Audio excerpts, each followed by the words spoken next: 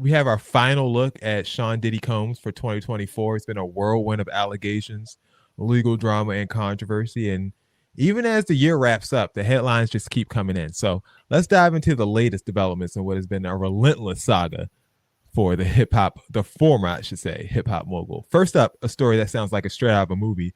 In Shyne's Hulu documentary, The Honorable Shyne, which you can find now again on Hulu, Diddy's former bodyguard, Gene Deal, claims Diddy performed a bird sacrifice in Central Park on the day of his 1999 shooting trial verdict, the one that Shyne ended up going to jail for. Deal alleges that a mysterious man prayed over Diddy, handed him a white bird, and then instructed him to toss the bird in the air. The man says the bird fell lifeless after the toss, and according to Deal, Diddy walked away without a word. Bird sacrifice. Remember this time before he went to jail, he was in Central Park too, so he's probably looking for that man again. Next, Shyne has something else to say about Diddy. He says that when he went to jail, that Diddy just gave him $50,000 for 10 years being in jail, nearly a decade. Well, not quite 10 years, nearly a decade in jail for the 1999 nightclub shooting. But he also shared the shocking part behind his time in bars. According to Shyne, during a surprise visit from Diddy at Rikers Island, he tried to spit in Diddy's face.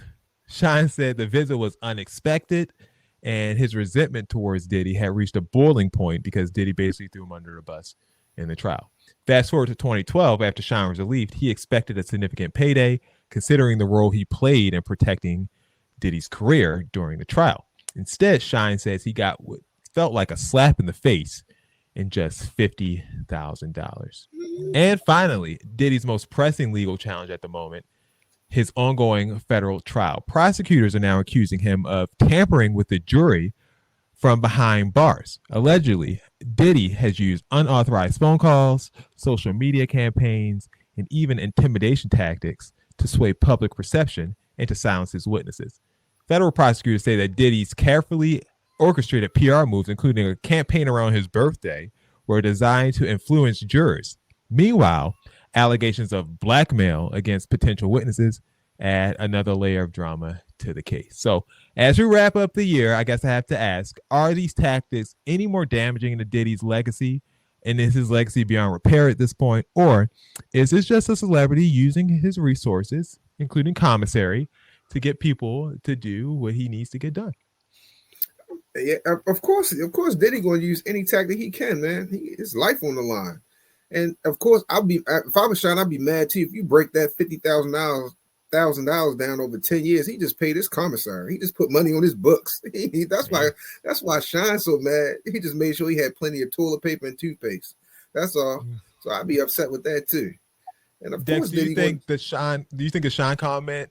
Sorry, Eric. Do you think the Shyne comment, Dex, is just Shyne talking after Diddy's already in jail? Because he didn't have nothing to say about this for the last 15 years. Nothing. And I know you was at the Bad Boy studio begging for money. He didn't give you it. Like, you should have said something then. At the end of the day, if you went to jail for 10 years for another man, like, deal with it. It's over with now. Like, you get nothing out of me. But I will say though, I think the Shyne comments and I think the bodyguard talking. And even this new case that they're bringing in, they said they have men in the jail cells fighting each other to make up Diddy's bed.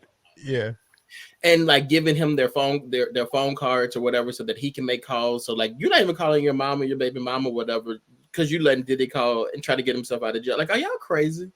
But I think, though, that stories like this have to stop because, truthfully, even just look at what you just did, right? Every story you just told is just like allegations and stuff that's coming out or new information. But none of this stuff has anything to do with these victims. And I think that, for me at least, like we're forgetting that he's actually in jail for a specific purpose. And the more these stories come out about him sacrificing birds and about people fighting and Shyne and all this stuff like that, it distracts from like the actual purpose of why this man is in jail. And the more that happens, the more that trial is going to come around and people will be like, it's Diddy, let him out. Or Trump might let him out. Okay. I don't, maybe, perhaps. Ty, any worse for Diddy, or is he just beyond, reproof? I don't think. I don't think his reputation is going to survive any of this. Even if he doesn't go to jail, I think he'll have to go hop on his island and continue to steal money from the artists that he stole. I mean, because at the end of the day, the video came out with Cassie, like, so we've seen it. Like, you can't. I mean, you don't have to be convicted at that point. You can go on a redemption tour for that. I don't know though. Yeah, I really do feel like if Diddy was released from jail, like I know we've evolved as people in a sense, but like just remember, R. Kelly was on video having sex with a minor. He got out of jail, and literally everybody who we think should have shunned him did music videos and tours and songs with him. And I then mean, I'm also, not going to excuse it, but that was also 21 years ago. I get that. I hear that. But also, do you think about it, though? Some of those same players are connected with Diddy now and have yet to speak out. The last time we had a person speak out about the Diddy thing, it was Busta Rhymes, and he was like, well, just let justice play his part. So if they go and they be like, oh, he's innocent, I think these same people will be like, welcome home, Diddy. I don't think there's going to be backlash from it. I think we may have it, but we look crazy doing it because other people are going to be playing his music like they still are and supporting him. Eric, do you see it the same way? Because, look, we got the Baby Old story now. Of course, we have the Cassie video. We have Ray J saying that he wouldn't even dap Diddy up anymore. It is 2024. I don't think that this would go away in the same way R. Kelly would. Do you think? Nah. I don't go away. It's just too much. Like every other day is something coming out. The baby oil, him taking people butts. It's just not even a baby oil, the video. drug laced baby oil. Yeah, because that's another thing that we learned. Might be a possibility. Yeah, I don't think Diddy will have a redemption story. I really don't. He would have to have like, innocent? What if they find him innocent? There's like no way. way. I'm not gonna say there's no way because I said there was no way Trump was getting reelected. And if the jury finds him innocent, you think that people would be like, we're done with him still? Yeah, I think so. I think yeah. Because he was barely holding on. Like, I mean, I don't think Diddy has a redemption story at all. I think he's like, what did he have? He had that one hit a couple of years ago, and that was like his first hit. Diddy's album, that last album he just came out, was a critically acclaimed album. It was nominated for a Grammy. You're right. It was nominated for a Grammy. The man just got the key to the city. Like, what are we talking about here? He took that back. But both him and the person who gave him that key to the city are both, have like little charges against them. But we'll see. I mean, and I know you did say it's 2024, so things are totally different now. But at the end of the day, Donald Trump did some of the same exact stuff that Diddy's accused of doing, and he's the president of the United States. People don't care as much.